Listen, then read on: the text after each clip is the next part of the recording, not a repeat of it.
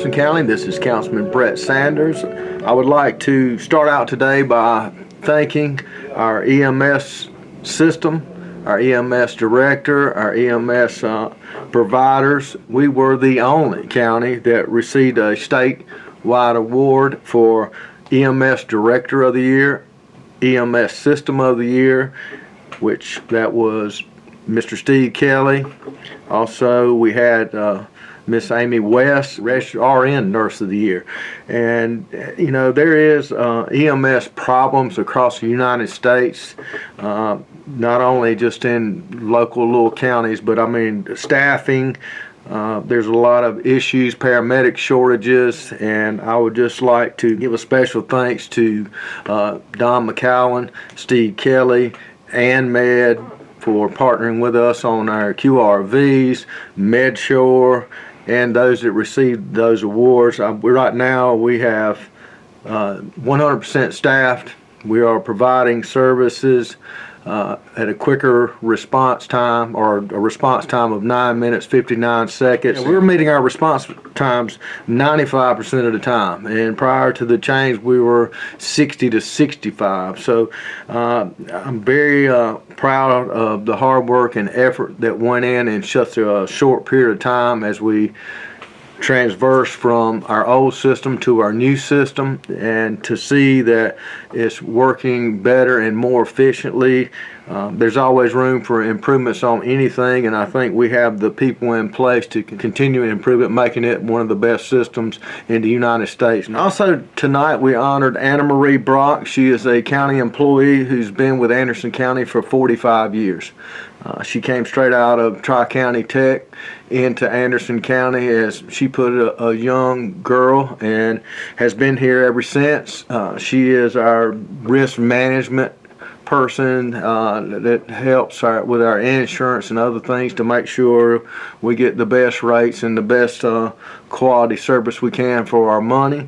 And like I said, you know, 45 years at one place is an amazing feat, and as my grandmother used to say, bless her heart.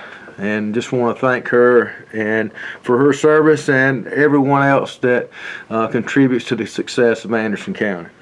Tonight in our council meeting we had third reading, which was one was enlarging the industrial park that I discussed earlier for 3 projects in Greenville County. And what that does is allow the developer or builder or corporation or company to take advantage of any state and possibly local incentives that's out there for the companies. And again, we have that reciprocal relationship with Greenville County, and everything that Greenville County puts in we receive 1% of, and likewise for us going into Greenville. We also had third reading tonight on the Habitat for Humanity at 212 West Church Street, which they're there now, and they are actually using or utilizing the property now that the county owns on the back side there. So we are just doing a lease agreement. That way they will be taking care of that property and cutting the grass and utilizing it.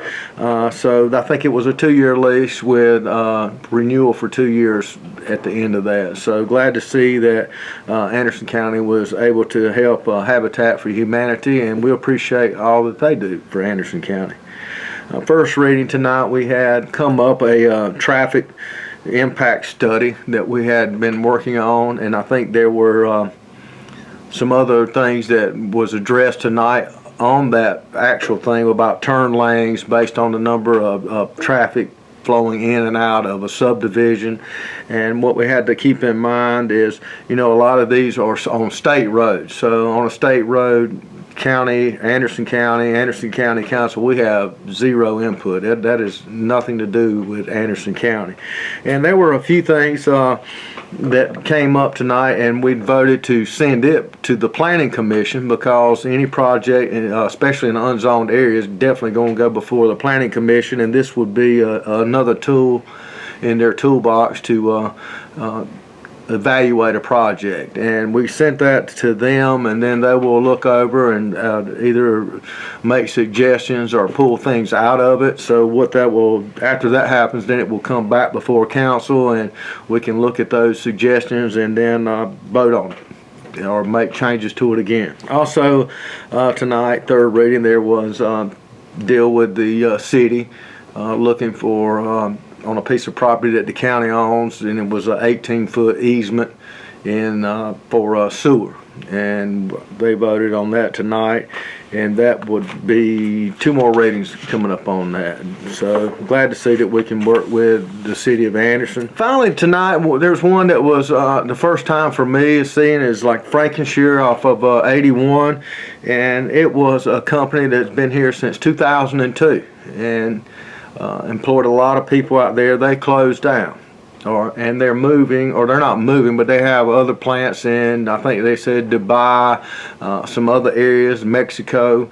And the thing about it, what I thought was interesting tonight was I got to see the reversal or the backside of a fee in lieu agreement. They agreed $2.5 million investment, X number of jobs, and they had met that requirement, and then exceeded it again. But as they dissolve a corporation or move out, those things kind of back out. And at a state and a county level, we monitor those things, and if they haven't met or their requirements, then there are terms in there, clawback terms, that we can actually go back towards the company, and they have to reimburse the county and or the state at a state level on any incentives that we offered. And it was good that they met their requirements. And I hate to see anyone close up, but they're really not closing up. They're still working.